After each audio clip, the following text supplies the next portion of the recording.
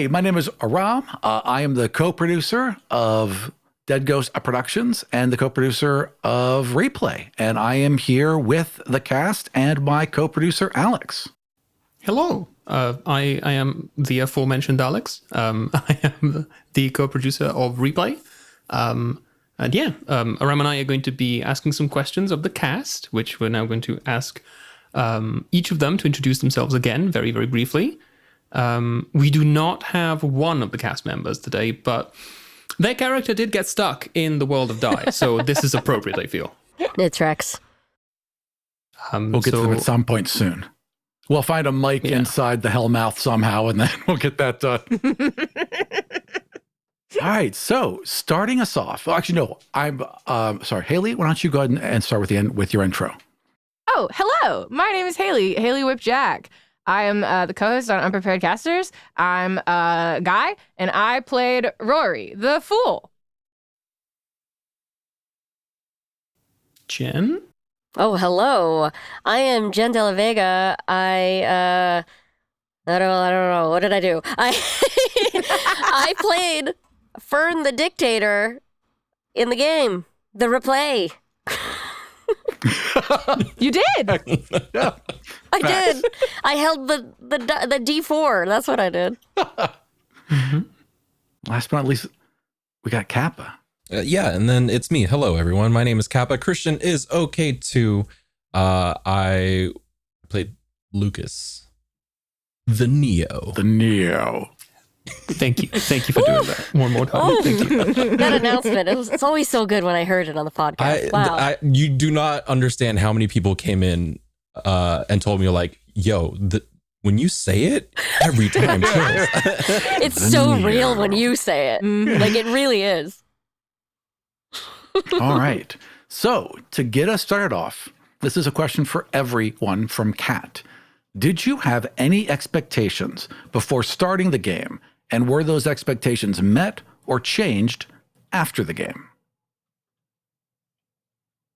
This is for everyone? Everyone. It's so broad. Okay. It's a pretty broad question. Literally had zero expectations. Like, honestly, I've only ever had one GM in my life, or like two. Wow. Right. And so you were my third and fourth together, and I really enjoyed my time with you. Aw. Yeah. Well, I'm glad we didn't sour you on the whole process. On the game and of TTRPGs in general. I will never touch dice again. Yeah, Could have killed it shut completely. down already. Like by the time this comes It's all out, downhill Fun from City here, has just Jen. All burned. dead to me. I would have quit all podcasts after that. JK. If you get this question in another for another production, you'd be like, yeah, my expectations were really high because of this Because of production. Replay. This Yeah. other production I did. we ruin it for all future productions. Yeah, absolutely. I think for me it was for the game itself, I didn't know what to expect. But when approached about the production and what was going to happen and like everything that we were going to do, all like the intros and all that stuff, my expectations were actually like I tried to keep them low, but like Aram, you had hyped it up and you had told me the premise, and I was really, really excited.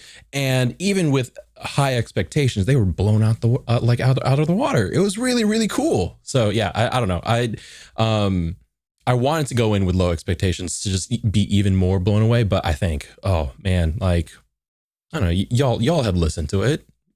You know, Y'all can, you know. you're listening to this. Yeah. You wouldn't be listening to this if you didn't enjoy it. Yeah, no, if you made it this far, you're definitely in.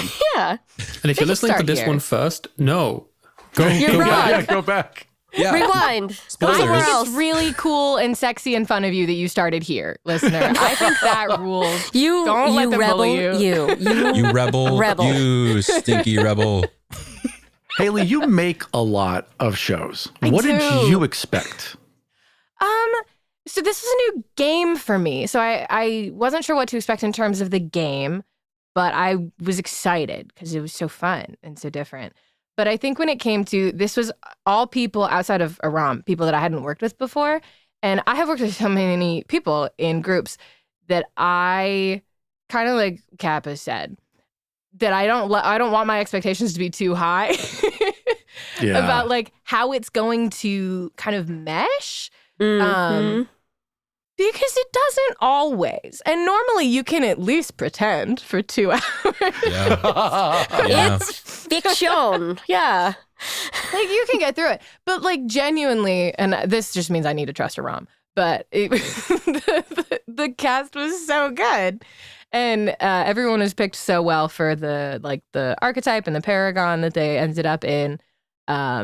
The chemistry was great. The vibes were good. Vibes good on the show. And that's the one thing that even if I'm like, the setting's going to be great and the GMing is going to rule and we're going to make a listenable show, it's the like table chemistry that you can never actually 100% guarantee, but I think it was nailed. Yeah. When I picked this crew, I was like, I want these people to hang out. Like that was my first thought. Like this is going to be a fun group to hang out with. And then also I knew you'd all be great for the parts. I've absolutely done that when casting before. I'm like, well, you guys are going to be friends. This is I did that when I brought you onto party. my show. I really appreciate it. I said, you're going to be friends with John. 100%. John, I meshed immediately. Generally, I want to hang out with I've hung out with Haley at this point. I've hung out with Banana at this point. Jen, I'm coming to New York. I know. We gotta remedy this. Everyone on the East Coast. Alex, I'm coming to you too. You don't even know. I'm in your walls. If people want to cross borders for me, do it. That's so sweet. Yes, God. please. I would love to be able to move to not to move to the US, but like to cross the border down to come and visit people in the US. Yeah. It takes a while, both health wise and paperwork wise. And I've only just become last year permanent resident in Canada. So like all my visas were up in the air for a while. I know I look like this and I am very much an immigrant. Like I'm the whitest immigrant to this country. Like, oh, but you're British. He's like, yeah, still an immigrant. I wanted to see if you two, as the producers of the shows, had any specific expectations. I'll let Alex answer first. Well, it kind of answers one of the questions that Kovac asked us, which was like, to me specifically, this was my very first actual play as a player, cast member, producer, anything, like in any capacity. Really couldn't tell.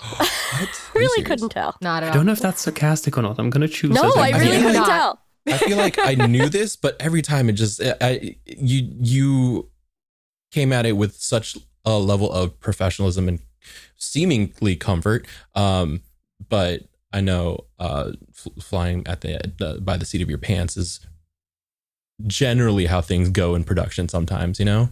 So I'm going to say thank you to begin with, and then I'm going to give the flippant answer, which is, well, someone had to make up for a ram, right? Yes. Oh, shit. Yeah. No, this is true.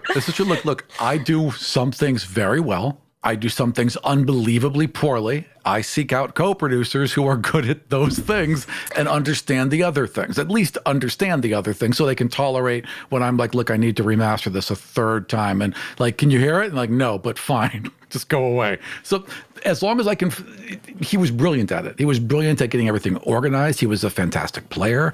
And he was just a perfect match for the character that, you know, he ended up playing. I just thought it worked out great. I just want to say, point of order, it took 9 minutes and 30 seconds for someone to throw a ram under the bus. Someone has new to do record. It was going to be New Alex. record. Yeah. I mean, it was going to be Haley or me. That's I would never. And I would I'll say call this. him old a bunch, but Which is fair. That's just time. That's how time works. I'll go.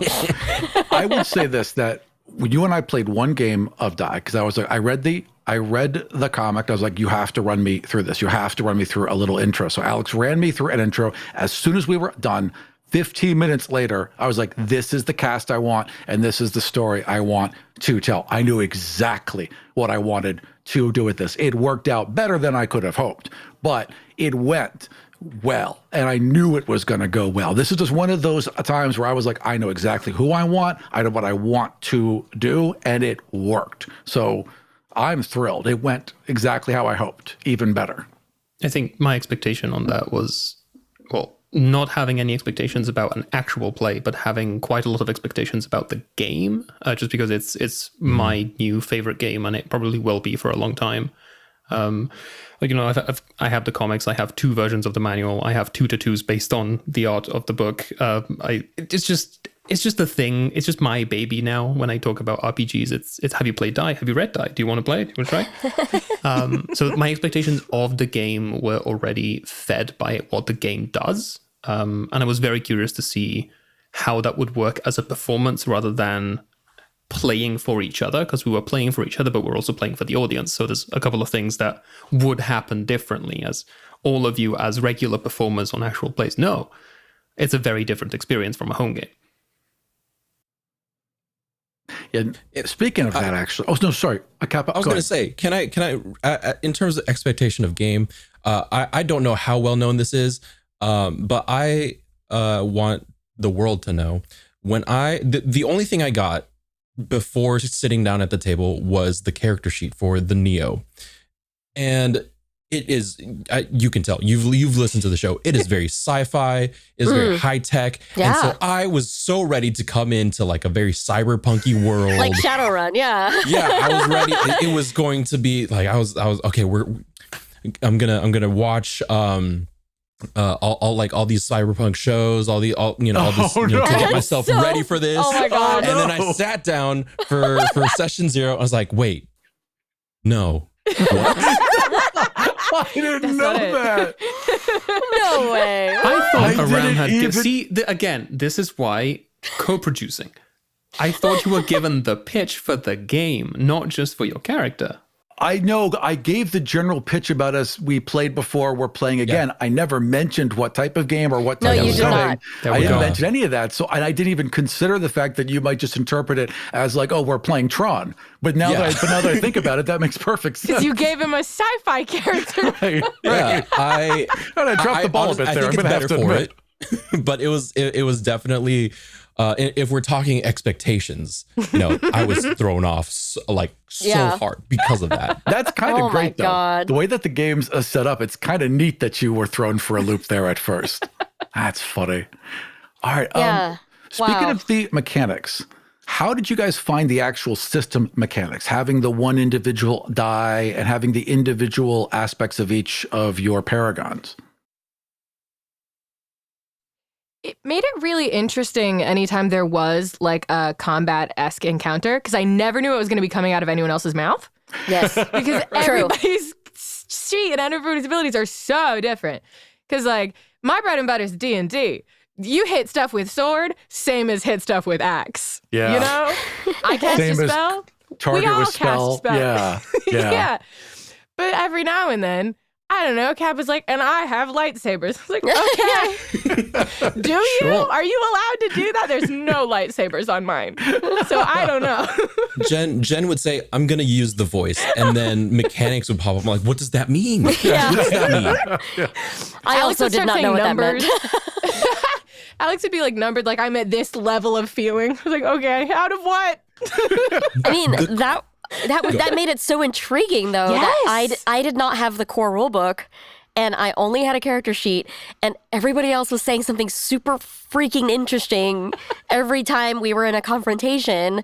I felt like I was taking notes about everyone else while I was playing my own character, which was so much fun. I kind of liked going in blind. Yeah. I'm usually a person who over prepares, and this was such a test of like improvisation, which Totally. scares the shit out of me. Yeah. Well, you nailed it. Well, thank you. Yeah. It was a fluke. No. Really? No. Yeah, Hard as a I grave. really loved doubling down on the fact that I was just a guest and not a main cast performer. That was one of my favorite lines. I love that. The part where Haley would draw on the die, Yeah. what is that? What does this mean? Yeah. I just we call Banana introduced me to this term, the asymmetrical design of this game makes it so Yes. interesting to just watch other people play it. I know going into another game of Die, which is going to happen eventually, who knows?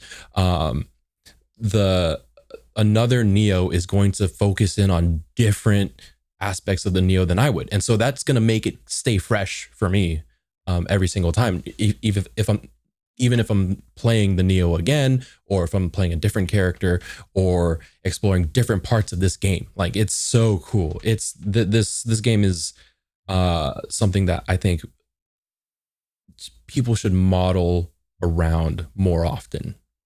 Absolutely. I still don't know what a god debt is. It's kind of purposely vague.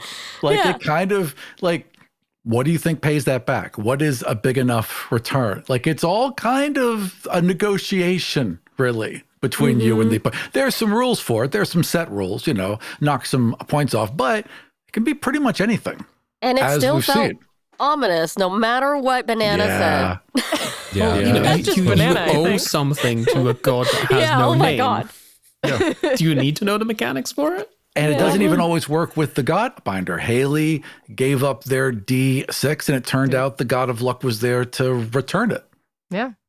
Yep. Such a good twist. Very good twist. Yes. The other thing I wanted to point out was with Alex and just stripping away Banana's emotion of surprise Woo! Yeah. in this game that's designed to surprise you. Oh man, Yeah. what a hot tamale! That was a fun moment. Yeah, it was.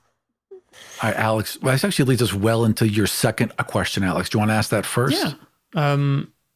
So when Aram pitched you the characters, he sort of said, "Here, you are playing this thing. You don't have a choice." If you had a choice, which of the Paragons would you have liked to try out? Like keeping in mind that like they are based on the personas that we create during the game, which one would you want to try out now that you've seen some of them in action? And this one was Anthony, but also Ramona Infinity asked this question. I would have wanted to be the fool, which is the complete opposite of kind of the controlled dictator, you know? Like letting loose like that and just like jumping off shit. Like that sounds like so much fun. There's very little abilities written into the I think that's great. character. Just I gonna agree. kill Fool it. has a lot of equipment, just a lot of knives and guns and stuff. And then it's just like, just try things. And See you're what a happens. lucky son of a bitch. Yep. And a ripcord if things go really, really bad that you can pull in case of emergency. Yeah. Yeah, Shadowrun has like sort of this mechanic of consequence qualities. Like if you go through something traumatic, you get X, Y, or Z. And I think this sort of illustrated that mechanic very perfectly, which is like work with what you got or like invent it or however, it's like, I don't know, you got to reach into the deep into your pockets to figure it out, Yeah. which I think could be fun too. Totally. I think personally, I want to try out the one that I know the least about, which in this case is the Emotion Knight. All I know is that you have some sliding scale of emotions, and how that plays into what you can do in your abilities, I have no idea. The others, I want to say, tack on addendum to this. I want to play every single character. Yeah. You know, they all sound really, really fun. But as of right now, I'm most curious about the Emotion Knight. You also get a talking weapon, Which is fun. And I get a talking who weapon. by default is critical of the knight's behavior at all times. Yeah, Just no, completely yeah. is supposed I did to not know undermine. that was a rule.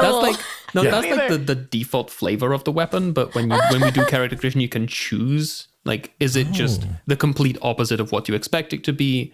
I think I once ran a game where we had an Emotion Knight who was an Emotion Knight of fear, and their weapon was just afraid of everything all the time. Oh. No. Such a sad thing for a weapon to be. Alex did a game, and the Emotion Knight had a boomerang with separation anxiety. With separation anxiety. Oh my god. No, baby. So it kept coming back really quick.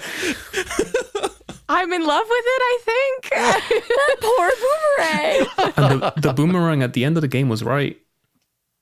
Oh. It was the only one who would ever come back to that one person. Oh. I just want to get a mimosa and a manicure with this boomerang. All right, you Oh, want to Haley, do how about you? Oh, sorry. Yeah, I mean, so the thing about me is that Aram has my number nailed, and and he said, "You're gonna play the fool," and I said, "Yes, I will," and I would have if I was looking at the list. But if I had to pick a different one, I would probably go Godbinder, just because it's so sexy. It's very sexy. Oh my god! You have 13 Inherently. NPCs you can force your GM to come up with on the spot. Mm-hmm. Yeah, It's you incredible. can call any of them. And it's also a big, shoulders, Yeah. lots of smoke and light kind Yeah. of set piece thing. Yeah. It's Yeah, fun. very Soul Calibur. Like, Totally. It's just there's always something fun about making a deal with something you shouldn't touch. Always. Always fun. Yeah, everything's forbidden. Just yeah. and then you can also just come up with a sock puppet god. Like, Yeah, you're just allowed. Why not? That's in there. I did not think we would have a toe beans. Really didn't think. On Honestly, behalf I of didn't- Dead Ghost Productions, I would like to point out that no, you are not allowed to summon sock puppet gods in any game. This is a one-off thing. It will not be endorsed by anyone in the company, especially not by Dylan Malenfant, co-owner of the company. Yes, Dylan was like, if we become the sock puppet channel, I'm going to kill you.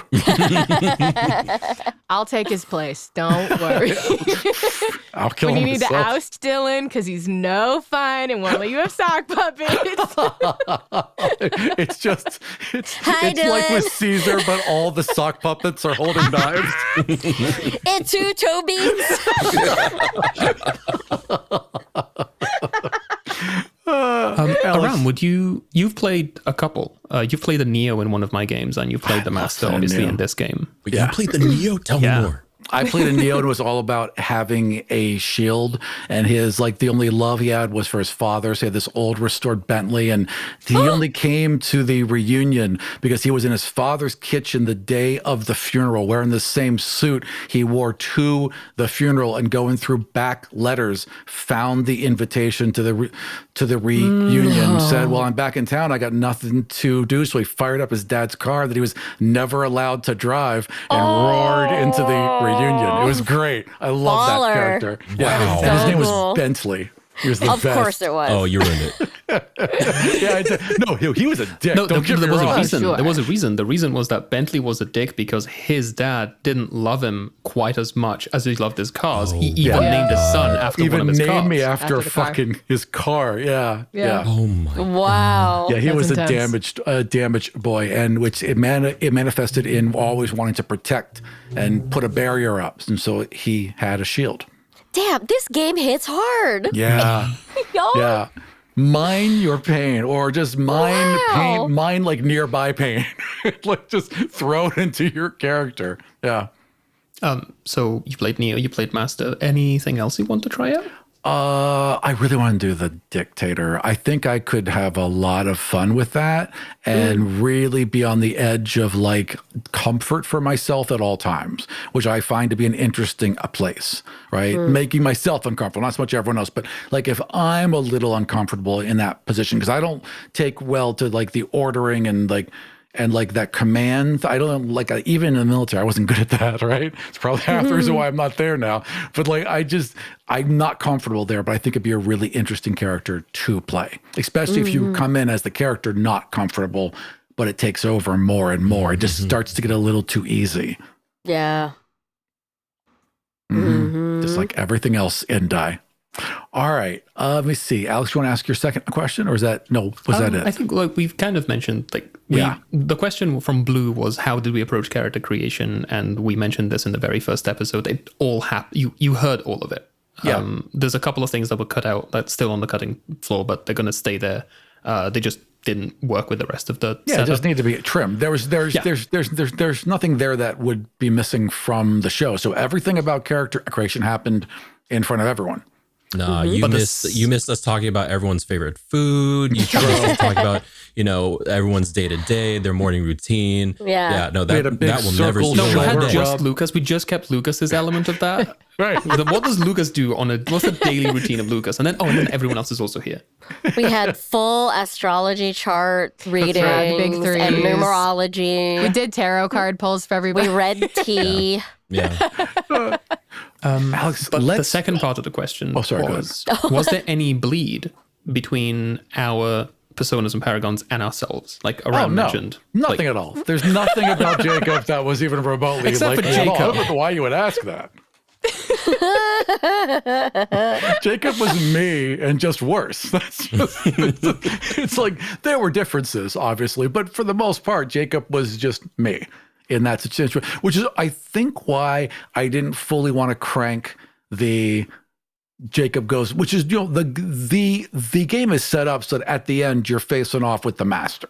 The master has abilities in order to contend with the party as a whole. Like, that's kind of where the game sets you up to go. But like, Jacob was so much like me that I didn't want him to break bad. I wanted him to have the opportunity to be better, because I want the opportunity to be better. So yeah, there was a lot of me in that one.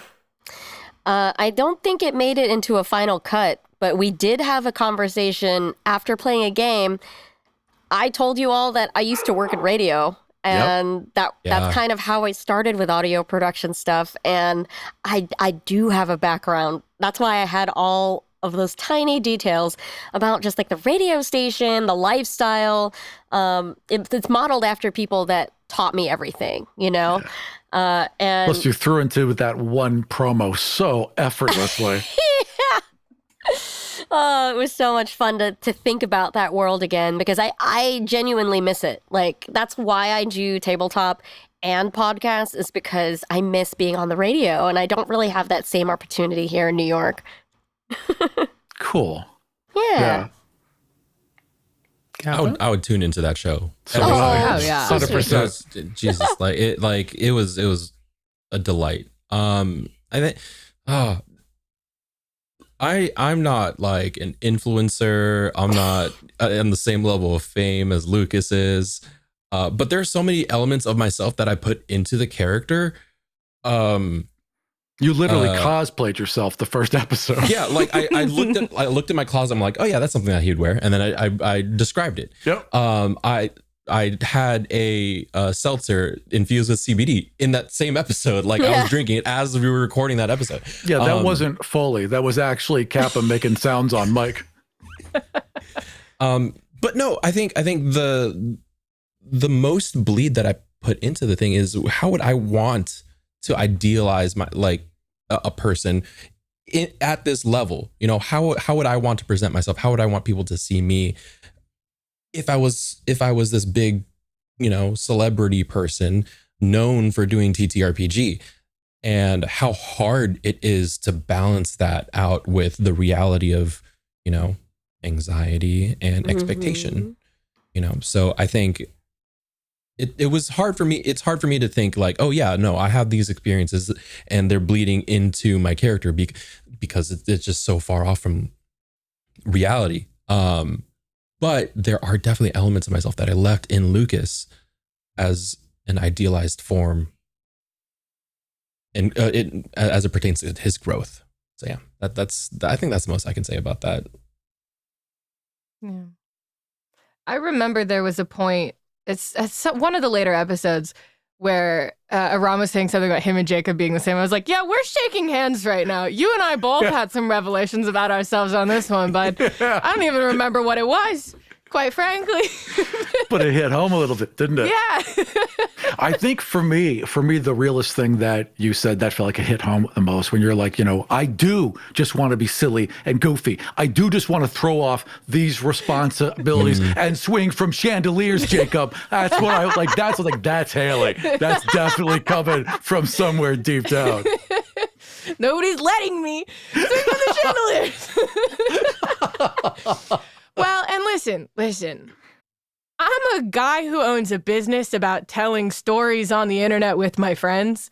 And so there's parts of Rory that I'm very afraid of. Yeah. As I was, like the whole relationship between Rory and Deliria, which was so fun.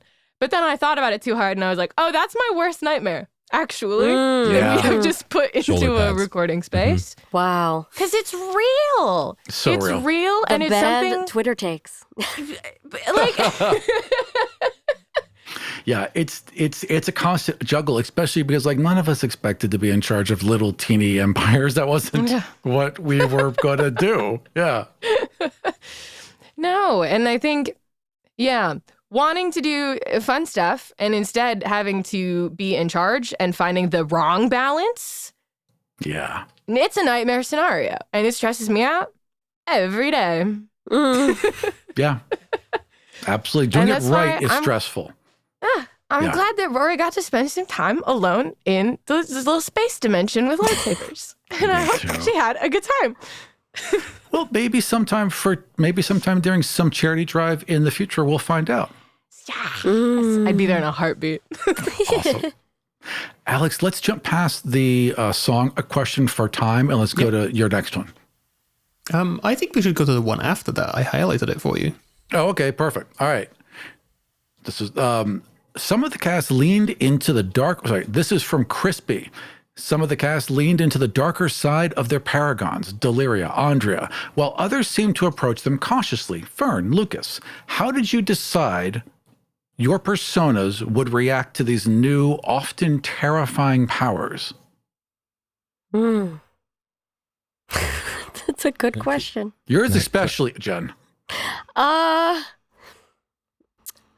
Honestly, I don't know. I kind of was just playing to Fern's bewilderment with being dropped into a new place out of routine. Like it felt like bedtime.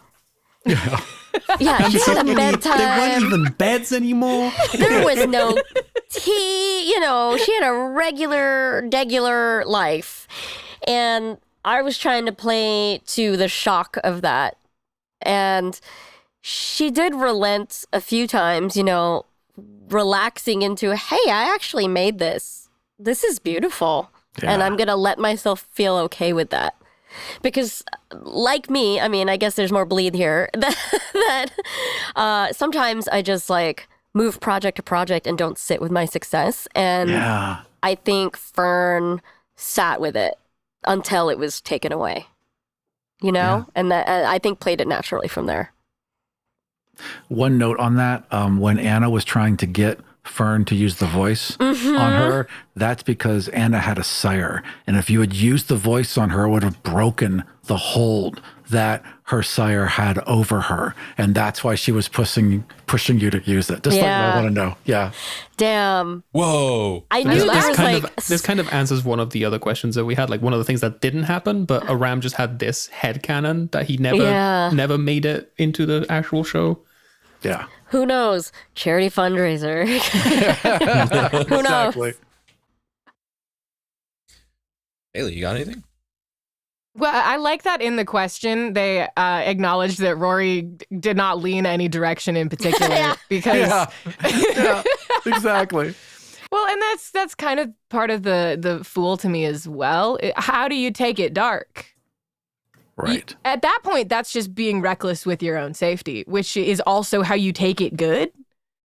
That's just leaning into the feelings of it because, like, everybody else was having very tangible superpowers. Rory did not have tangible superpowers. Rory Just had, coat.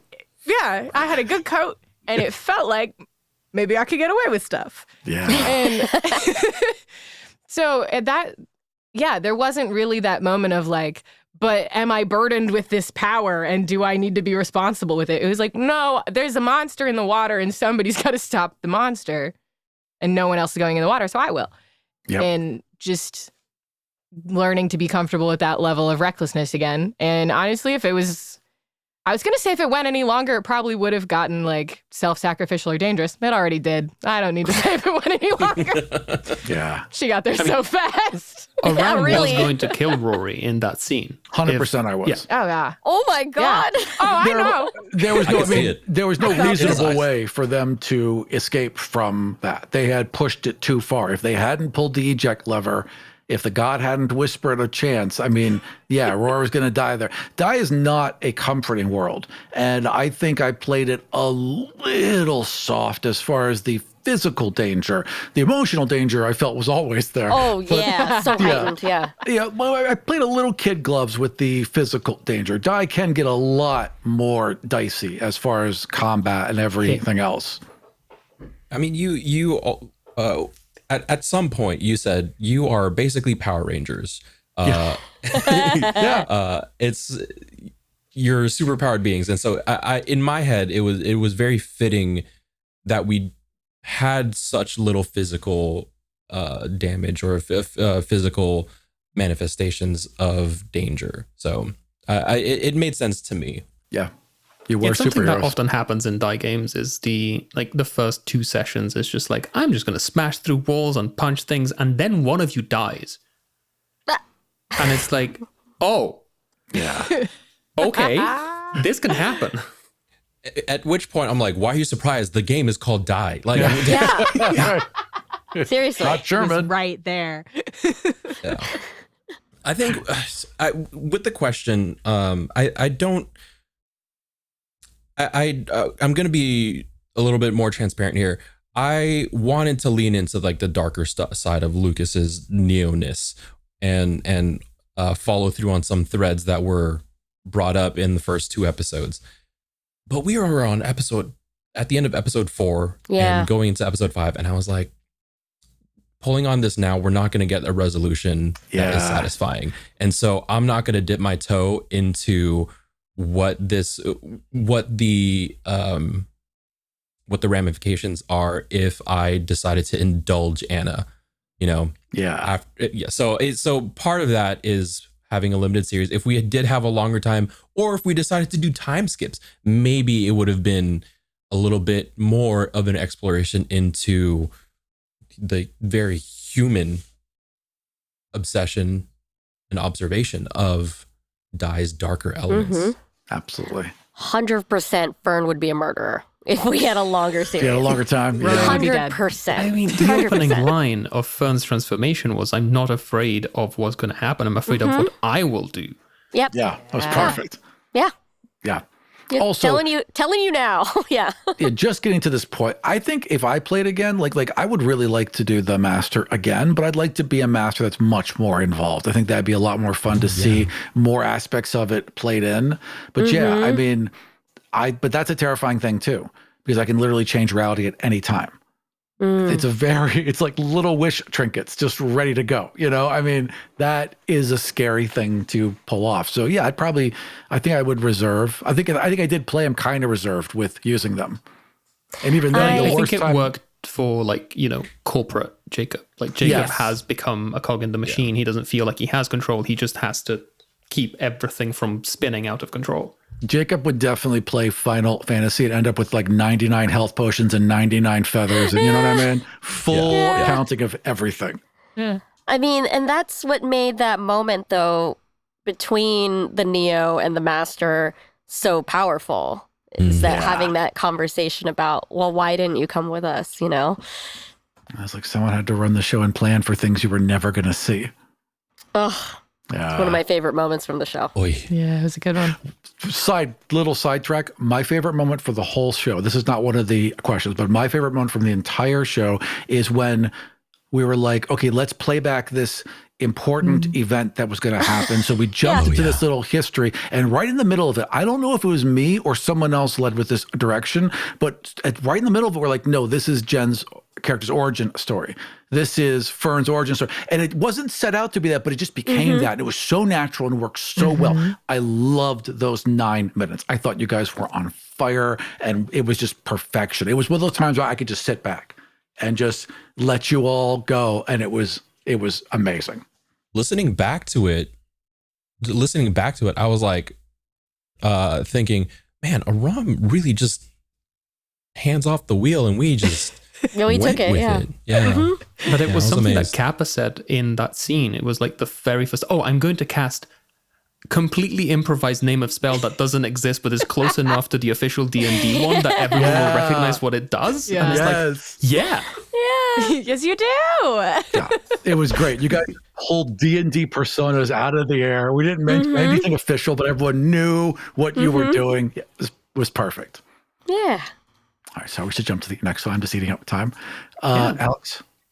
This one is for Jen specifically, because Fern has made a bit of a hit.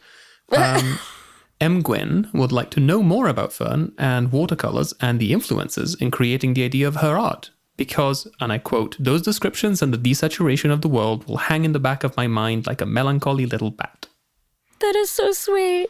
That is so sweet. I actually based her, well, you know, I've only played professionally a few times, and I have a landmark character that I play on Fun City who is a water elemental, and I do use this mechanic a lot of sponging things, of wicking mist from the air and squeezing people, you know, and I Using kind of just krill to torture someone's open wound to war extract crimes. information.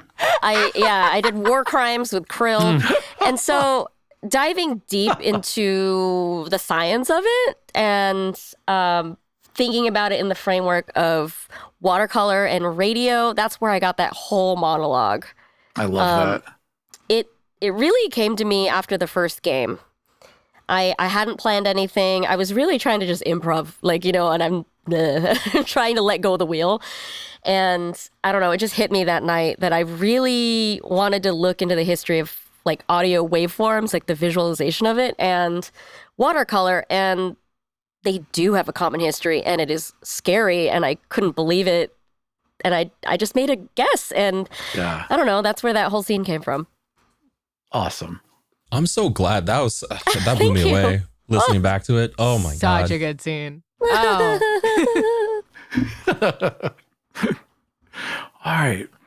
Here's a Snakebit Chat asks, what was a moment that caught you as a player totally off guard?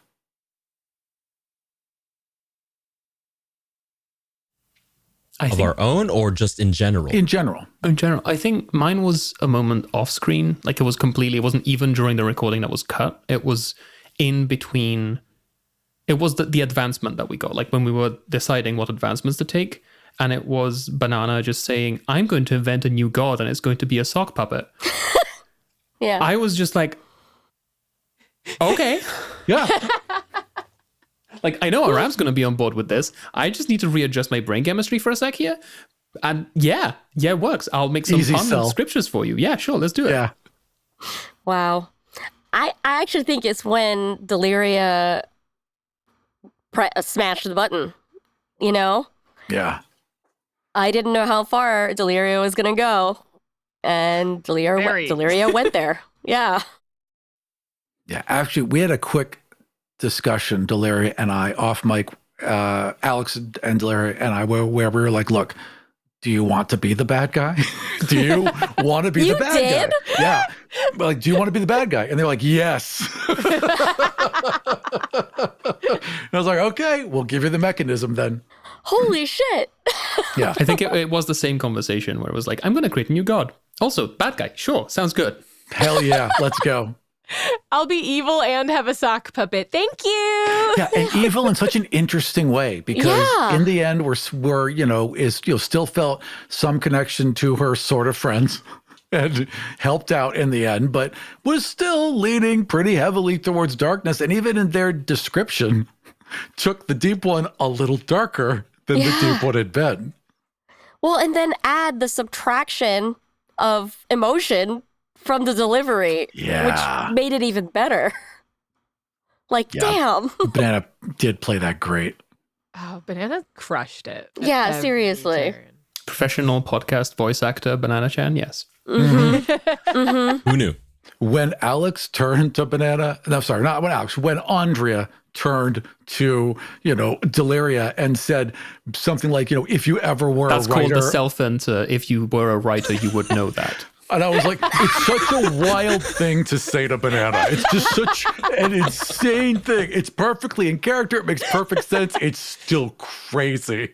But yeah. Oh, yeah. Speaking of bleed from before, I me, Jen, felt so bad when I said, maybe it's because you never made anything before. Yeah. Meanwhile, all the books in Banana's bookshelf were written by Banana. That's why we're allowed. Right. No, Banana was so eager to dive into the writing part. I actually talked a little bit with them about it, and Banana was like, "Yeah, no, this felt good. Like there was a lot of bubbled up things there that just felt good. So it was cool watching them pull that off." I mean, they really. I'm sorry, they like really played into the cult leader, like Ginsu knives. You know, pamphlets at one point. Yeah, The pamphlet made of was ice. great. It was That's what it was. because immediately they started to treat religion like another MLM. And I was, well, of course there'll be pamphlets. Oh my gosh. Sorry, Alex, please. No, I was going to say, like, what about Haley and Kappa? Like, were there any moments that caught you off guard as players? Aside from it's not a giant cyberpunk world that you were expecting, Cap. Yeah, I was gonna say, like, I already answered this question. You know what? That's on me. You're right. I don't know if, like, because I think we were all, once we'd gotten into the actual recording of it, there was a decent amount of communication off camera of like, this is generally where this is going, and I want to make sure I get this moment kind of thing, which is great. And I love to see it. Thank you for doing it. So I'm trying to think of if there's anything that I think the end with Jacob becoming the Fallen. And it's not even that it took me off guard and that it happened, because I feel like as we were leading up to it, I was like, oh no, I know where this is going. Yeah. But I think in particular, the like moment and the weight between Aram and Kappa in particular, just the way that was, the way that it sat, and the energy in the virtual room, which it takes a level of intensity to get everyone in the Zoom call to feel what you're putting down. But like it hit so well. And I think after that, and I was like, and there we go. Lucas was the emotional heart of it the entire time. Mm-hmm. And that is where you solidify that. We've done it. Absolutely. And it was incredible. It really was. Awesome. Yeah, like the little moments in between each character, like the very serious moments, the one-on-ones, especially like I'm thinking in particular between Alex, Jen's character talking about the world, and then Haley and Banana's character arguing in the club. Yes. I think that was just I loved good. It. Yeah, and then having to swing from a chandelier together reluctantly. That normalization remains my favorite episode, and the way that everything just fell totally into place. I asked you guys 2 questions. Who is she, and why is she the worst thing possible? And then you just made Anna, and it just happened right there, and it was perfect. And how you guys came in, you were tense at first, you relaxed for a moment, you had that happy kind of bonding scene, and then immediately started tearing each other's throats out. It was so good. It was exactly what 5 broken people would do. Yeah. Well, 4.5 broken people. Fern was mostly okay. Fern was fine. Yeah, 4 broken people in Fern. Sure. Fern has 4 never done broken anything adults wrong. and Fern babysitting. No, I loved it. I absolutely loved how you guys found and developed your characters, and also how you found and developed NPCs. Just like, this person's important now. And die is such a good mechanism to roll that right in. The one thing I regret, and a fan pointed this out, I can't remember who it was, but the one thing I regret is that every Jacob wasn't actually Jacob. Like, he wasn't just kind of, beaming into each person to be there as Jacob. That would have been fun. Agent smithing. Exactly. Yeah. Exactly. He would have felt so sad, actually. It would have been so that sad, 'cause he was there the whole beaming time. in to hang out with his friends, but he wouldn't actually be there. And you just like kept there's a yelling at Jacob him. in every scene. Oh, Yeah. Yeah. That's why. That would have been great. I really did love yelling, Jacob! Off mic all the time. It was so much fun for me. It was always whenever something inconvenienced Fern, it was Jacob. Yeah. Catherine O'Hara, Home Alone. That's what it was. Yeah. Awesome. Actually, that runs really nicely into this question from Chris B. Again, this is for a RAM specifically. So you've mentioned already that in Die as written, the master tends to be the antagonist for the story, and you kind of took a step back from that by making the master both like Jacob a little bit of a pushover, but also not fully evil, just like losing control over what he had set up. Yeah. But did you always have the idea of Kaiju toe beans as the big bad evil guy at the end? I had absolutely no idea how the show was going to end. I got to a point where I'm like, okay, I've like playing Die is a lot of trust, because I'm used to being a D&D GM where you create a lot and then people find out about it and there's this discovery, and you have to carefully balance pulling everyone in and being like, let's just build this together. Let's just have this input from the beginning. And I did assign characters. We had a plot going in. So there was more prep than normally for a Die game. But towards the end, I was like, I'm not going to worry about this. We're going to find it. I know they will, because they found everything else. So I had no plans, none, going into the finale, except that there was going to be this sad little room and it was going to be a volcano island. That was all I had. Damn. And that was also just like, that was the plot from the beginning. They're going to start at this point and they're going to find their way on a ship to an island, which it has a volcano and a radio tower. That was the entire plot. Everything else. Even had it in the original art. Yeah. Yeah. Wow. But you mean Pirate Booty, the pirate themed bar was not pre-planned? In the I moment, wasn't expecting that either. No, in the moment, I was like, and you know what? You delivered it so naturally, though. You were so proud of You yourself. said I was booty. so proud. The way you said booty, I was like, holy shit. I was so proud of that moment. I even went in and cut up all your laughs so they lined up perfectly, so it even sounded like a really good joke. I was proud. All right. What? Oh no, hang on. That's kind of for me. Was there a certain event or moment in the campaign that made your persona choose to remain and die or leave? And that's by Bawjax. Oh, I love Bawjax. Hi, Bawjax. Bawjax is waving in the future. Hi. Oh man. I think similarly to what Kappa was saying earlier, if this had been a home game or a longer game, I think Andrea would have gone full evil in that last moment. I don't think they would have necessarily made it out. Like, I think they probably would have leaned into getting the power from Fern, but then wouldn't necessarily have decided to leave. Like, that moment of hesitation that I played in the very last scene was very much I could stay with Deliria. Oh yeah. I could also do stuff. Maybe I could kill Deliria. Mm-hmm. In the moment, it did feel like it was going to be like a little tag team of evil, kind of like a Scream 2, I want to say. Whereas the two dudes at the end. The original Scream. first one. The original There Scream. were Yeah, I just feel like you two totally could have been evil at the end and just gone after everyone. And I think we played that up nicely with the music in that scene, how it leads. Yeah, it was a real threat that you just decided not to pull the trigger on. I think if Jen hadn't made Fern mention the connection that we've had previously, Yeah, it could have gone that way. But having established, Andrea seeing Fern as a mentor of some kind, Fern reminding Andrea of being like, you're not actually that shitty. You just have a shitty attitude. Fern's inherent decency did carry a lot in those scenes. Damn. Yeah, I think she really, the whole time she has always wanted to go home. I don't think there was anything that was going to keep her there unless there was a threat to her normal life. Like, I could see if we had a longer campaign, somebody making a threat against, destroying whatever it is that she had. And then her wanting to defend it fiercely, I think she could mama bear her way. Yeah, through a war, Yeah. Yeah,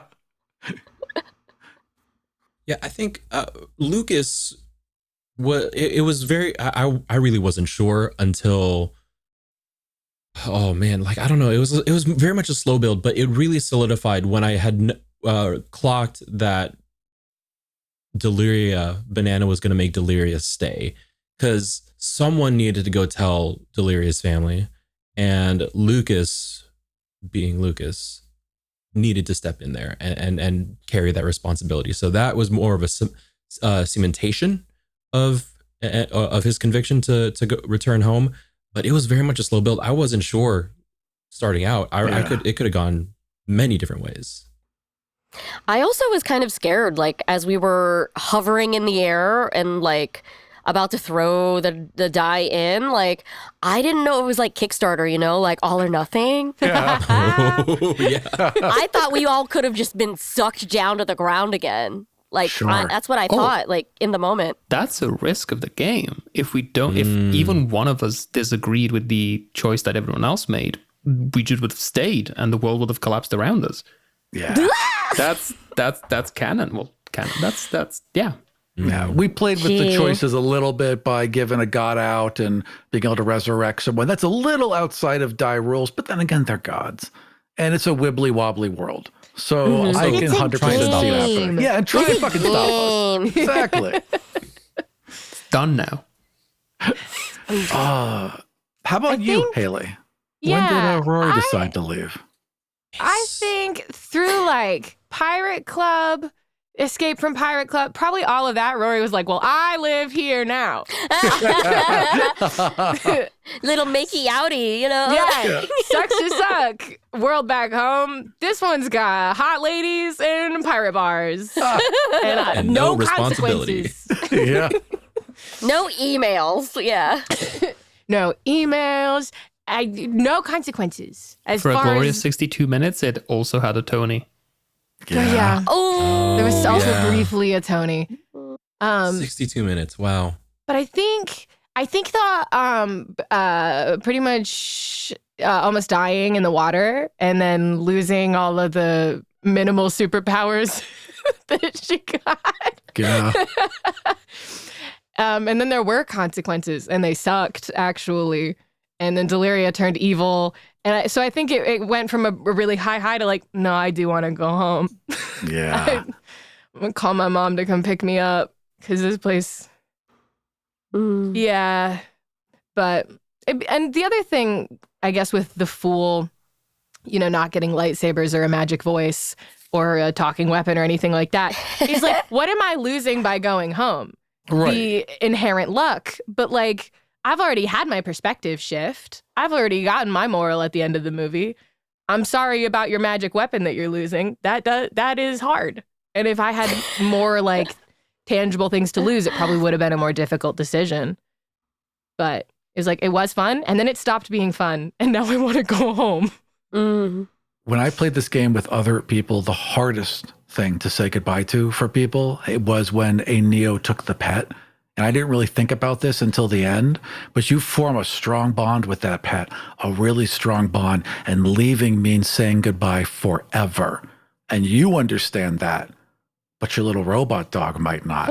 And that's a pretty devastating moment. Yeah. I have that dream every few years, you know, where I have a pet in my dream and I realize I'm dreaming. I'm going to wake up. I can't leave you, but I have to. And it's the most heartbreaking thing. I could never do that in a game. Yeah. Unless I was getting paid for it. Yeah. Oh, buddy, that's devastating. When you have an actual dog in the house who is prone to illnesses, and you have to leave the country for 3 months, and you go, I don't know if she's going to be there when I get back. If she's going to think, the last thing she's going to think is, my dad left me, is horrifying. Anyone who's ever left for college and left their like senior dog at home. Yep. Oh, Brutal. Well, now I'm going to have dreams about this. But in the I know game, people have as we those dreams with established, all the babies dogs too, are yeah. fine. Yes, all the dogs Yeah, are fine. every Even single that dog That, in the game. That dog went to go play with the ship dog. What was the name? What was the old sea dog's name Fletcher? that we decided? Oh. Fletcher. Is that what I said? Yeah. Yep. Yeah. It's Fletcher and every single robot dog that's ever been in die in the happiest dog pack you've ever seen. It's like, if you're a human being, you die, you become a fallen. If you're a dog, you go play with Fletcher on the boat. There you go. I like to think of a future die game where it's like it's weird. Like we have so many just robot dogs on an island. Like there's so many people playing island Neo of robot They're dogs. to so make a dog. happy there. Yeah. That's a really good segue Yep. into the next one, which is another one Is it about specifically robot for a RAM. Okay. Sorry, what's that, Haley? I said, is it about robot dogs? Is it a robot dog? It's about all games Sorry. that can happen, have happened, and will happen, and the idea of all games are canon. But Yeah. from Die's perspective, all games are prey. A RAM, you added a couple of elements and references to other actual plays that have used the Die RPG system. What made you decide to add those Easter eggs? And if there were any that you heard, were there any reactions from the shows that you added into replay? This is also from Chris. What we added was those clips of the cast of My First Dungeon when they did their Die RPG run through. So that little bit we're like, but it's not your show. And you hear people that are all like, Bingus, Bingus. That's from another Die RPG show. And I love that show so much. And that's what I listened to before I made Replay. That's what made me go, I absolutely have to make a production of this. And it really kicked me into gear. And Bingus was the pet of the Neo. So the whole team had this super strong attraction to Bingus, which was also like a version of a pet that exists. Yeah, it was like a mega squirrel. And so they all loved this pet. And so I just that to me just was such a perfect moment about Die. And probably one of their most optimistic moments. And I just thought it fit really well in that scene. And that was it. And the interesting part is I went to Brian, who runs My Favorite Dungeon. I was like, can I do this? And he said, yes. I was like, is there a part in it which you feel like would be the best fit here? And he's like, I'm so overwhelmed. I'm just not sure, but have it anything you want. I was like, okay. And I started episode 2 and I drug it to a random spot and I let go and it happened. That thing happened immediately. It took me a minute to find the clip I wanted. I was like, well, that's what I want. That's the one. No. Yeah. Damn. Die is real. Yeah, Die is real. That's scary. That's scary. That's I was legit so scary. pleased. Yeah, I couldn't believe it. I was like, of course that's what it is. Because I'd heard the whole series. And as soon as I heard it, I was like, that's exactly what it has to be. Anything else? The little Easter egg, little homage to... and the people who heard the show absolutely heard it. And we got really good feedback. Oh, they all loved it. So that was a neat thing to be able to tie those audiences together. Also, the God of Fate that tempted Rory at the end was borrowed heavily from their God of Fate. At the time, I didn't even think it's like it. I came up. I didn't think the God of Fate was going to have your die, but I thought, oh, this is such a great way to give it back. Why not? So I didn't really plan on playing a God of Fate, and I totally cribbed. And when I listened back, I was like, oh, that's basically just his God of Fate. Whoopsie. Yeah. No, it's an intentional Easter egg and homage and a reference. There you go. Did it on purpose. If he ever asked me, that's what it was. No, I copped to it right away. I was like, I just stole this and I'm so sorry. All right. Anything else, Alex? You have one more question, which is actually from Brian of My First Dungeon. Oh, all right. What elements of this production, again, and this is for everyone, what elements of this production / lessons from this game will you carry to future actual plays? Demanding a soundtrack for every scene I'm in. Yes. Describing the actions to a very specific sound. It's not even demanding a soundtrack. It's describing the action in such a way that you can't not do the soundtrack. I want a John Carpenter synth. There I are want so many possibilities. Yeah. big drums and a very specific sound. It's like, okay. Thank you. Yeah, it was great. I was like, it was every time I was like, oh man. And then I was like, okay, let me go look at that and find something perfect. And I'm like, they're going to think I'm a genius. I was so happy to put it in. Well, now I'm gonna do that every time I play with anyone else now. Totally. We'll get you on Unprepared Casters because Aram does the music for Unprepared Casters. Right. It'll be me. It'll be on the show. And I'm like, oh, Jen. I want You just keep making demands of Vivaldi him. winter. Yeah.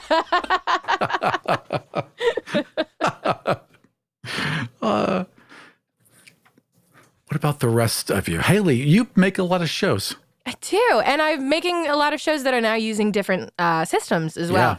And I think the thing from Die that I really loved that I'm actually looking for in new systems that I want to work with and produce more shows for is systems where the mechanics and the character types themselves kind of already shape and guide what your character looks like and what you're doing with them. Yeah. Because like I think that's so interesting. And I think it's really interesting to see how people put their spins on those characters, even when like a Paragon is like, you're like this and you do this. And these are your specific abilities that are made for you. And you can go, okay, but I'm going to focus on these couple ones. And this is why I use them that way. And I think that that's really fun, particularly for like shorter form shows, which is what I make, is having kind of that direction built into it. Session 0 a bit. Yeah. Yes. And it makes it really interesting. And then also when you're using the show to kind of pitch the game, which I feel like is what you guys were doing by making a show with Die. Yeah. Totally. Alex I in want more particular. people to play this game. Absolutely. Yeah. Listen to this and then go play Die. When you're using the show to try to pitch the game, that's really helpful to be like, you've got one taste of how you can take that flavor and those mechanics. But now what would you do with that? And because I think it's really inspiring for an audience as well, which I love. I love hearing feedback from people listening to shows where they're like, and now I want to do it, but like this? Like, yes, go do it, but like that. Please. There's nothing more fun than having your story inspire others to tell theirs. I'm paying attention to any other Die production out there now because just it would be so interesting to see how people tell their own narrative.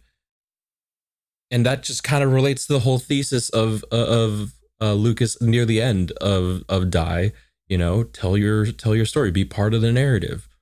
Don't just look at other people's and want that exact same thing. If you want to hear a very different take on the Neo, I recommend there's an Australian production of Roll to Cast called When the Party's Over. Oh my God. Yeah. That sounds so sad already. A longer sad, version yeah. one. I think they hit over 20 episodes, right? They my did like gosh. 30 episodes, but they are half an hour each, so Right. it comes to about the same runtime as Replay on My First Dungeon. Oh, shout Oh, out. I But even then think about Neo that. Okay. is a not disillusion, but like a politician in like the Green Party in Australia who just can't get anyone to listen to him and has to keep Wow. making deals in Parliament. And now he just has access to fair gold and can do things with it. Whoa. Interesting. Yeah. I wish I could say something profound about how this game, left lessons and stuff, but I just had a really good time. Yeah. Hell yeah. I really did. And it's like we joked earlier about expectations for future games, but it's always going to be when you have a table that meshes this well and a game and a story that is just this goofy but also this serious, it's always going to be really hard to go into another table and not have a glimmer of hope that this is going to be another version of that, or some iteration of that. But that's not going to be any reason for me to stop playing games and stop telling stories. Totally. This show had very specific questions to ask. It was like, why do we play these games? Why do we write these games? Why do we record and share these games? And all of you had something very specific to say about that. And I knew you would. And that's why I wanted you on the cast. So I think one of the reasons, you're just wonderful. And so I knew you'd be great together. I knew you would mesh well. But all of you had something to say. And all of you were so respectful of room for what other people had to say. I knew that would happen. And I knew that's why you guys would be great. You just elevated it past what I thought was possible. Yeah. I think I did learn a little bit about myself, about what I want to do in a game and what I want to do through my storytelling.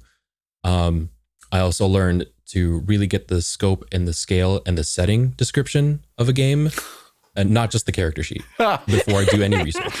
Yeah. It's mostly on me, but yeah. Kind of important. You know the reason why the Neo is a cyberpunk and a fantasy game? Oh, because it's interesting and fun, and It's just because it's the character class that was drawn up by the master of the game in the comics. Yes, I knew this for the sister who has to go and play Because the mom Yeah. says you can go and play your game, but you have to bring your sister. She can be a cyberpunk. It's fine. She doesn't matter anyway. Oh, wow. The comic's a really interesting read. It's a really good read that I would highly suggest. I read the comic before I actually played the game, and that got me just so juiced for it. It's a great story, drawn just beautifully. Like you want I to have talk physical about the copies world in a with, cart. yeah, the world of painting with watercolors. That's how this world feels. Just really frightening at times. Watercolors. I think that's it. Do we have anything else to ask, Alex? We could do a very quick round, like rapid fire. Yeah. Oh, Because yes. I I asked love this these. question in advance, so you should all have your answers. Oh, right. This one is from Bunny. Does your character have a theme song or a song that you feel strongly resonates with the character? Jacob 100% does. It is by the Punch Brothers, and it's called Just Look at This Mess. Wow. And it's a heartbreaking song. Can you repeat that for the people who want to write this down? Yep. Yeah. That is by the Punch Does your Brothers. character So good. And I'll put a playlist of this on our Discord, and I'll put the links to the songs to Spotify in the notes as well. I love it. I got Banana to answer this question. Oh, in yeah? advance. Banana had 3 songs. One was Teenage Deliria, Electronic Renaissance by Belle and Sebastian. Wow. One is Deliria as she arrives into Die, which is Carsick by K-Flay. And one is Love Deliria K-Flay. after she becomes the Godbinder, which is Loneliness, Benny Benassi remix by Tom Kraft. Awesome. Deliria, Secret Raver? I could see it. I could totally see it with those light up balls swinging back and forth. Let's see. Fern would have. It's not even real, or maybe it is real. Maybe it could be made. It's a coffee house version of Fleetwood Mac. You can go your own way.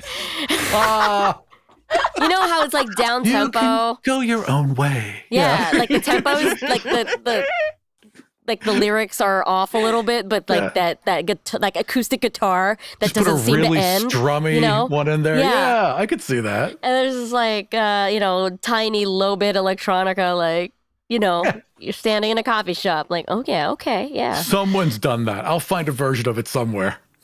Also, the Murder She Wrote theme song, specifically that piano, Yeah. dun dun dun dun dun. Don't they just say Murder She Wrote over and over again? Or am I thinking of something else? Murder What? She Wrote. Murder She Wrote. Oh, I must that's have given a something different else. song. That's- I'm just thinking a different song, aren't I? Yep. Okay. Fair You enough. might have just written that one yourself. And that's a pop song, yeah. I'm not so old. Isn't that just it Too doesn't Many exist. Cooks? No, it exists. Oh, Murder She Wrote. Murder She Wrote. I can see. I know what this song is. It was like a popular 1992 reggae dance hall song. Yes, that's what I Yeah. was thinking of. Okay, yeah, Yeah. that probably didn't lead into Angela Lansbury. You're right. No, they're not related. No, she was at the parties. Doing the limbo. I can see Kappa is ready to go. Oh, yeah. Please, let's hear it. Deep in thought. This is the song that I want to pair with Lucas's magical transformation. Okay. Ooh. So if you want, just listen to this song as you're playing it back. I want you to listen to "Run It" by DJ Snake featuring Rick Ross and Rich Brian. It is very much in the spirit of the Neo. But Wow. if I'm really talking about Lucas, just Lucas, vanilla real reality Lucas. What's Up by Four Non Blondes. Wow. It's just such a good, like, feel good, like, really true to Lucas's demeanor and going about with his day and his life. I could see Lucas in a convertible cruising along the Santa Cruz Highway or whatever it's called out there, blasting Four Non Blondes. Absolutely, I could see that. Haley? Yeah, there's a song that I had playing in my head every time I made a really bad decision. And it's called Delirium Tremendous by Felix Hagen and the Family. Is that how you yeah. came up with the name for Yeah. your publishing company? That's great. I didn't Because- know that. Yeah, it's a song I really like, and the name is based off of Delirium Tremens, which The is, beer. I think... No, it's a medical thing. Oh, it's a medical thing. It's like the shakes you get when you're really anxious, I think, or it's like vertigo or something Oh, like that. is that what the beer is named after? Probably. Okay, got it. Probably Sorry. not the other way around. It's like, this is a really serious medical condition. If only there were a beer that could inspire us. Delirium. I just can't think of a name for this, and you're just at the There bar is, though. dejected. Oh, That's it's, okay, man. It's it's severe alcohol withdrawal symptoms. That's what delirium That tremens is a crazy thing to name a beer after. Name a beer that. Yeah, that's pretty nuts. Why would you do that? Yeah. I don't the- know. The song Delirium Tremendous it's like this like beat. It's like a dance song, but it's about not being able to relate to anyone around you and feeling like you're wearing a mask and your body's falling apart. And that's just the song that was playing in my head every time I made a really bad choice. Oh my And also Is the that mask that was your peeling mask off. part you Yeah. had? Oh my gosh. Oh yeah. I literally had pulled up the lyrics and be like, this is the right song, right? Like, yeah, I'll fake a grin until my skin is starting to crack. Let's go, Rory! Perfect.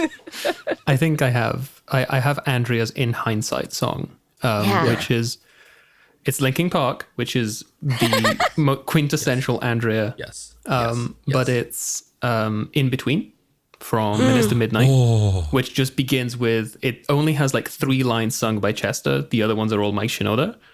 And it starts with the line, "Let me apologize" to begin with, Wow. which is, Yeah. yes.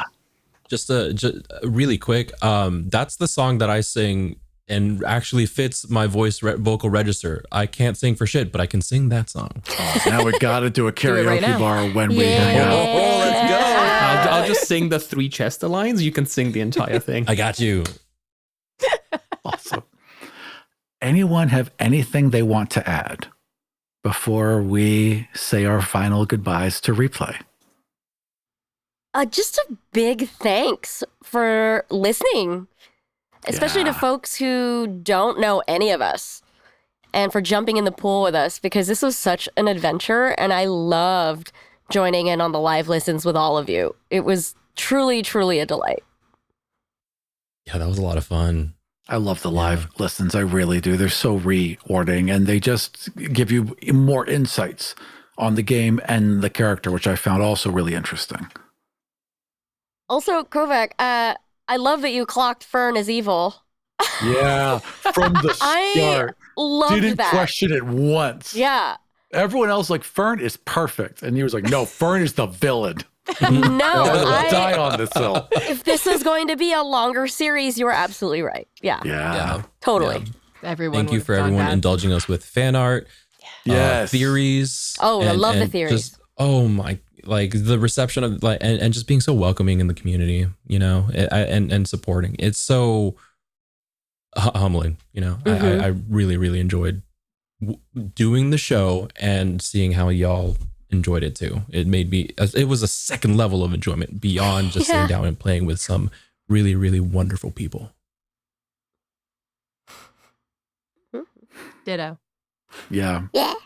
I will say this. I knew you were going to be amazing. And I am very, very thankful that you all took time out of your incredibly busy schedules to trust me on a brand new network and a brand new show and kind of throwing you into the loop with like weird dice I mailed you. And you were all just like, yep, That's right. I'm on board. Let's go. And It's a sci-fi game anyway. I know how to play those. Yeah. I knew it was going to work, and I was really thrilled that you were all there. But Kappa, you didn't like even with the burned little piece of paper, clearly in fantasy, like handwritten font, like it didn't read fantasy at all. No, not at all. It did not. That's the best. All right. Oh my Like God, cursive that is font. the best surprise of this gonna make a little whole note. session. That's so funny. My favorite part of all of that was of course, making them and sending them to you and being excited. But the fact that apparently Rory just not Rory. Sorry, Rory's not real. Haley just tore Haley's open, and there was pink, just confetti in their entire kitchen. And I got this all message. over my kitchen, and I have so many cats around. Oh my! To paint a picture, the box is so tiny, It's so but small. there's like 8 of those boxes worth of pink confetti fit somehow in that one box. Yes. So It crazy. exploded in my hand. Yep. I put a little tiny box inside a box, and I glued it down to make sure it'd be in the center. Then I just stuffed as much of it around Oh as my possible. god. Some of us You're didn't such get a that monster. experience because customs decided it had to all be opened in front of customs. No. Yeah. Yeah, so Alex just got a I had to sad send little people box to with some drive confetti to the taped to US. the bottom. Oh I my tried to gosh. send it to Canada. Canada said no and sent it back. They just said no. We don't know what the heck's going on with this little box inside a box with a piece of metal inside it. So we're gonna just Can't send have it, it. reverse through the entire system because that's how Rude. much we don't trust this. It was Just very rude. weird. Yeah. Yeah. You all got cute dice, right? I saw Kappa's just now. That was like Yep. a cute die. No, Yep. it sucks. Ooh. They're all metal with these cracks and Mine Yeah, was no, knobs. so totally. pointy. I love how focus. The You worst- have D6s, Rob. You just Yeah, showed I them kept to this- us. I know, Damn 'cause you. Send because them to Haley right now. No, They won't because even I keep focus. all of them. So every time I Yeah. run this game, I send people dice, but I keep the full dice, and I'm gonna have a full set of full dice that I use as my regular D6s. I literally, I each have one that dice is set. I stolen and have the captured. fucking That's gold hilarious. cracked dice set. I That's could have amazing. used it, but I was You're Being forced committed. not rude to. to the game. You were being of rude my to the Committed. game. shitty little die that I needed to draw circles on. That's the best. Oh, Damn. anyone So have funny. anything else? I want to thank all of you because I said this was my first experience as doing anything like this. And one of the questions was like, were you a fan of anyone before this? Yeah, literally every single one of you. I was like, unprepared casters. Oh no. Never heard of them. Fun City, absolutely not my favorite Cyberpunk series. When to I follow. showed Alex the list, I Alex went, got "This is not gonna excited happen." and then immediately nervous about it. Yeah. It's like this could never happen. It's like me playing with these. So thank you for playing with me. And that's it. I don't have anything else. I don't know where that sentence was going. So just, yeah, thank you for playing with me. Thank you works perfect. All right. So this is it. We're going to hit stop and we're going to say one more time goodbye to the world of Die. Thank you all for listening. And I look forward to making more games for you soon. Bye, guys. Bye. I don't know why I'm waving. Bye. My name is Alex Valente, pronouns he, him. I am a bisexual bilingual Britallion on Musqueam, Squamish, and Silvertooth land. I have been a cleaner, publishing intern, waiter, scare actor, editor, university lecturer, language teacher, shop manager, and more usually, a translator. I can be found in tiny writing on the credits page of books when publishers remember to name the translator, and lurking in TTRPG spaces when people forget I'm there. I'm Banana. My pronouns are she, they, and he, and I'm a tabletop game designer and writer. I'm also the owner and co-founder of the RPG and small box board game publishing company, Game and a Curry. I love horror movies and cheesecake a lot. You can find me at Banana Chan Games on Twitter, Instagram, Blue Sky, TikTok, all of the social media. I'm Jen De La Vega. You might know me as Vivian Lakewood on the Shadowrun podcast Fun City, Merkesa Maldar on the Stillfleet miniseries Float City, and The Keeper on Cozy City, a Brindlewood Bay mystery. I also happen to be a chef and cookbook author based in Brooklyn, New York. You can find me online as Randwiches. That's the word sandwiches, but replace the S with an R. My name is Haley Whipjack, and I'm an educator, podcaster, and a passionate fan of making fun things. I am a co-host, game master, and a player on TTRPG Actual Play podcast Unprepared Casters, while also pursuing personal creative projects on my TikTok and YouTube channels. My name is Christian, better known as Kappa in most online spaces. I use he, him pronouns. I am a performer, producer, and writer in the TTRPG space. I've produced, performed in, and organized events with Friends Roll Dice, Roll20, Asians Represent, Utopia, and many other groups and organizations to forward the work in uplifting marginalized identities in the TTRPG space. Occasionally, I'll appear as a guest in actual play streams, podcasts, and talk shows to lend my voice and expertise in storytelling and character-driven narratives. And my name is Aram. I'm a producer, designer, photographer, and voice actor living in a quiet town off Lake Michigan. I'm a co-founder of the storytelling podcasting collective Dead Ghost Productions, co-host of the Dungeons & Dragons podcast Kill Every Monster, and the creator of God's Fall and of Now and Then. I also did the editing and sound design for Replay. You can find all of my shows and all of my social media at aram.gay. Thank you for joining us for the launch of Dead Ghost Productions. We are a queer-run and owned studio and a proud member of the Realm Network. Keep up to date with Replay and all of our projects by following us on Twitter at DeadGhostPro. Find all of our social media and all the shows we produce at deadghostpro.com.